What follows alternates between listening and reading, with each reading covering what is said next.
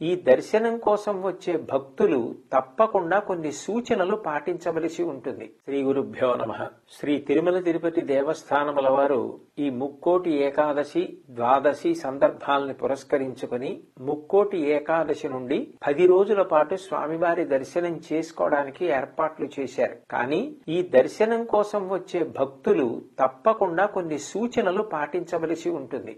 భక్తులు ఆన్లైన్ లో దర్శనం చేసుకోవడానికి టికెట్లు పొందిన వారికి ఏ సమయాలు కేటాయింపబడ్డాయో ఆ సమయానికే వస్తే ఇటు నిర్వహణ చేసేవారికి కానీ తోటి భక్తులకు కానీ ఇబ్బంది కలగకుండా ఉంటుంది. ఎటువంటి అవాంఛనీయ సంఘటనలు జరగకుండా దేవస్థానం అధికారులు ఎప్పటికప్పుడు ఈ విషయమై అందజేస్తున్న సమాచారాన్ని పూర్తిగా తెలుసుకున్న తర్వాత మాత్రమే దానికి అనుగుణంగా కొండకొచ్చి దర్శనం చేసుకుని ప్రయత్నం చేస్తే ఏ విధమైన ఇబ్బంది కలగకుండా ఉంటుంది. సమాచారం తెలుసుకోకుండా వచ్చేస్తే మీరు ఇబ్బంది పడతారు, పక్కవారికి అందరికీ ఇబ్బందులు కలుగుతాయి. అట్లాగే పుష్కరిణిలో స్నానం చేసేటప్పుడు అక్కడ అధికారులు ఎప్పటికప్పుడు మీకు చేసే సూచనలను జాగ్రత్తగా పాటించవలసి ఉంటుంది. అందరం కూడా ఈ ఉత్సవాలలో స్వామిని మనసారా దర్శించి క్షేమంగా ఇంటికి వెడితే అందరూ ఆనందిస్తారు. కాబట్టి దయచేసి అందరూ ఈ సూచనలను పాటించవలసిందిగా